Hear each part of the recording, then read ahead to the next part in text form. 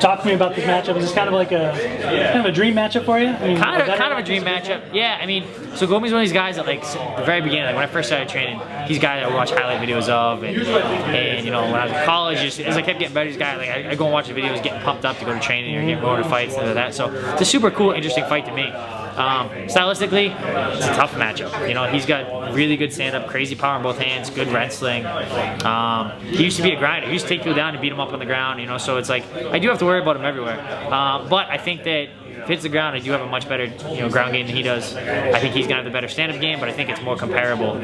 So the longer the fight is on the feet, a little bit worse it is to me. But I'm not uncomfortable. It's just I'm way better off being on the ground. Is that somebody that you were watching? You know, I mean, he's been doing it a few more years than you've been doing it a long time. But that been doing it a few more. Is that somebody you watched back in the day and thought, man, it would be cool to fight this guy? Absolutely. You know, it's definitely he's one of those guys like when I first fought Pulver, he was another guy that, you know, after we fought Pulver, oh, it'd be cool to fight Gomi someday. Yeah. You know, so now, you know, however many years later, 9 years later, it's actually coming about. So it's definitely cool. I was going to ask you about that too. I mean, next year is the 10-year anniversary. Yep. Can you believe you've been doing this for this long? Not really. It's kind of crazy. Like, I didn't expect to have, you know, I expected like 2 or 3 fights. I didn't expect to have, you know, this is going to be, I think, 18 or 19. I think I've had 18. This is 19.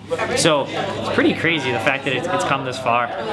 The sport's changed so much. I've changed so much. You know, when I fought Pulver, I just finished up school. I was working full time. I was training as much as I could. You know, I went out there. Like, it's really crazy how everything just changed so dramatically now.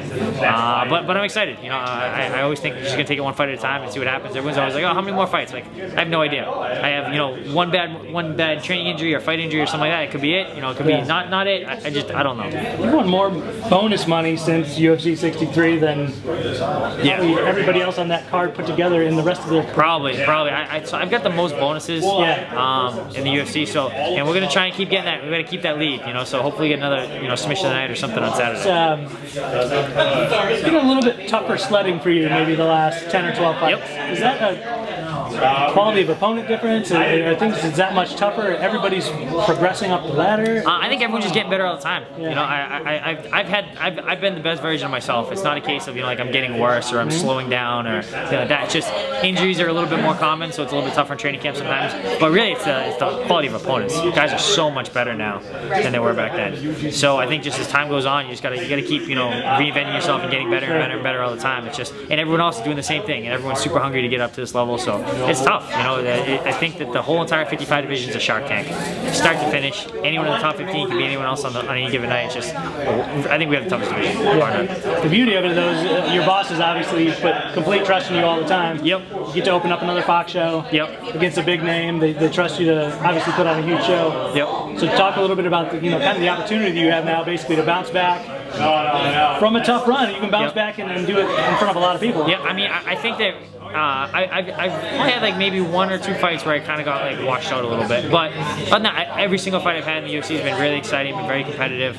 Didn't win them all, but they were all competitive. So I think that you know, speaks a lot. You know, I fought some really tough guys. I've had some bad luck. I just run into guys too. I ran into Pettis right before he won the title. I ran into Michael Johnson before he beat a whole bunch of other really good guys. So I mean, the guys I've lost to, I haven't lost any scrubs. So I'm just happy to be here. I love kicking off a pay-per-view or a Fox card like this. I think this is my 3rd Fox card, so I'm excited. You know, is there something about fighting on Fox because you had like that?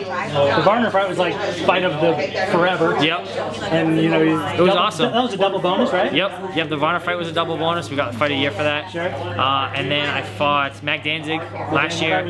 Great fight for you. You know what I mean? Another great fight. So you know, I'm excited about it. You know, fighting on Big Fox is awesome. You know, like it's a little tough when you tell, you know, people like, oh, I'm fighting, you know, but it's on pay-per-view. You got to spend $70, you know, and because for the casual fans that don't really watch it that much, like friends of my parents, things like that, like they're not going to turn in for pay-per-view. But when it's on Fox, there's no excuse. Everyone gets to see it. It's kind of nice. You're still pretty young, all things considered, as far as the sport goes. But you did mention you never know when the last fight could be. Yep.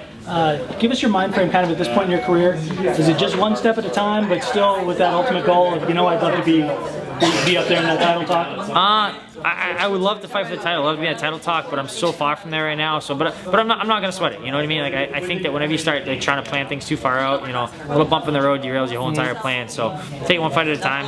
You know, whatever happens, happens. And I love my job. I love training. I love fighting. And you know, if I don't fight for a title, I won't be upset. You know, everyone wants to get there, but if it doesn't happen, it doesn't happen. If you don't fight for a title, you didn't. You had a hell of a career. Yeah, absolutely. I think my record speaks for itself with the bonuses and all that stuff. So, you know, I'm okay with it.